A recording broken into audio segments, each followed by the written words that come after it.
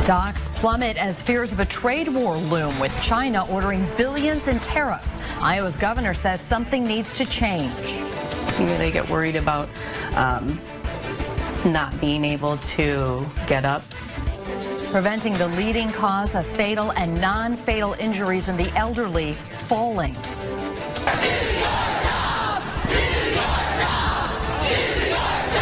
Thousands of teachers and their supporters are standing outside two state capitals demanding more funding for education.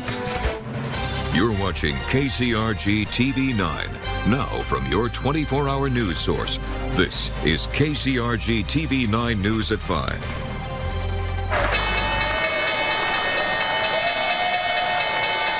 U.S. stocks tumbled today after China officially placed tariffs on 128 American products, including two big ones for Iowa's economy, pork and ethanol. But China spared soybeans.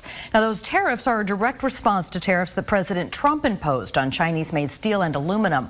All told, the Chinese tariffs impact $3 billion worth of goods. KCRG-TV9's Phil Reed looked into the ripple effect for Iowa's farmers with this today. Phil? Well, I talked to Jim Greif. Now, he's a farmer near Prairieburg and a member of the Iowa Corn Growers Association. Now, he doesn't think the tariff will stop China from importing Iowa-grown products. Now, he says that's because he says even with the 15% tariff, American ethanol will still be cheaper than other competing countries. But it will neutralize China's cost savings from importing American ethanol versus their domestic supply. But he also adds that America doesn't ship a lot of ethanol to China, but they do send pork. That's why he thinks the tariff will be temporary. China knows that they need to keep people fed, and pork and chicken are by far their biggest staples in food, and they're not going to let people go hungry over a silly trade war, I don't think. Iowa Governor Kim Reynolds also weighed in on the tariff situation. They need to resolve this issue without elevating the situation further. Nobody wins in a trade war. We're working diligently every day to look for opportunities, whether it's through trade missions or working with the administration. We're looking for opportunities to expand trade, not contract it. China is Iowa's second largest exporter, consuming more than $2 billion of Iowa goods a year. Now, the tariffs officially went into effect today. Live in the newsroom, Phil Reed, KCRG-TV9 News.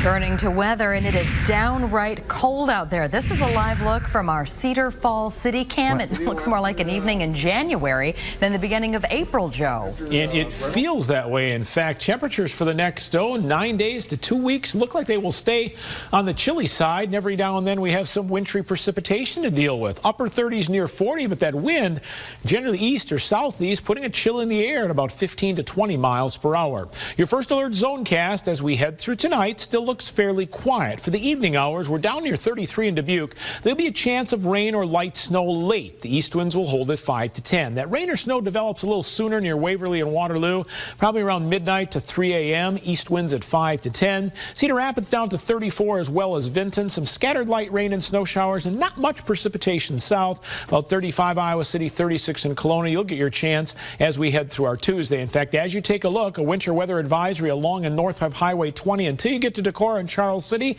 That's when winter storm warnings go into effect overnight tonight.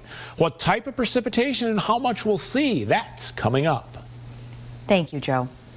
Well, with all the talk of Iowa needing more mental health and disability services, Linn County finds itself in a peculiar position. It has a pile of money it has to spend.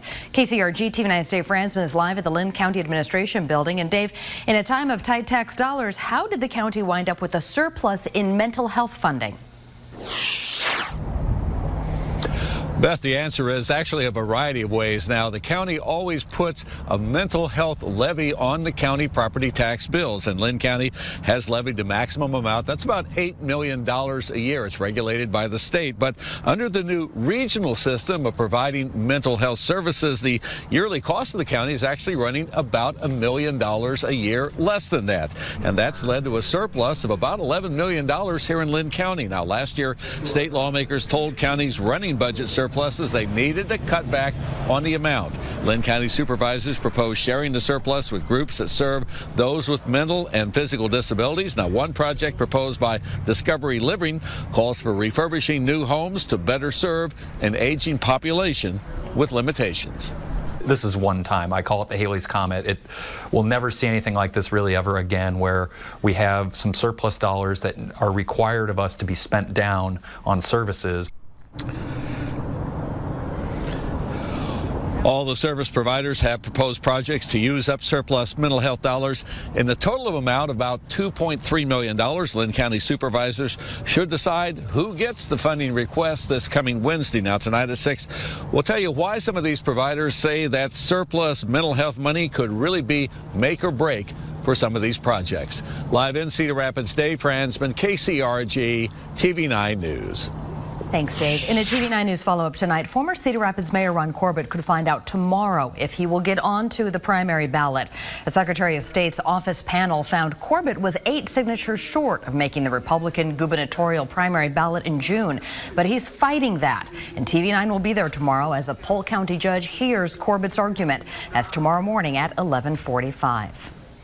In one of 7 tweets that President Trump sent out this morning, he blamed Democrats for the little movement on a DACA replacement. He wrote that DACA is dead because of Democrats, and now everyone wants to get onto the DACA bandwagon.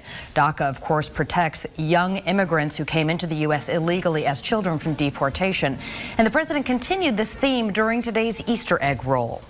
The Democrats have really let them down. It's a shame. And now people are taking advantage of DACA, and that's a shame.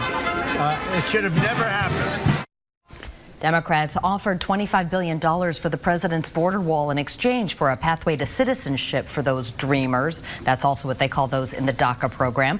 But the president turned Democrats down because it did not include changes to visas or cuts to family-based immigration. Speaking of the egg roll, here we look at the kids for the 140th annual event at the White House. Activities include lawn bowling, a reading area, a card-making station for the troops, egg and cookie decorating stations, and the main event, the egg roll. About 30,000 people attended today's event, including the president and his family. Thousands of teachers filled the lawns of 2 state capitals today. They're calling for changes despite one state promising a pay raise of more than 10% for teachers. And with midterm elections nearing, cyber experts say you need to know who is writing those posts on your favorite social media feed. Stay with your 24-hour news source, KCRG-TV9.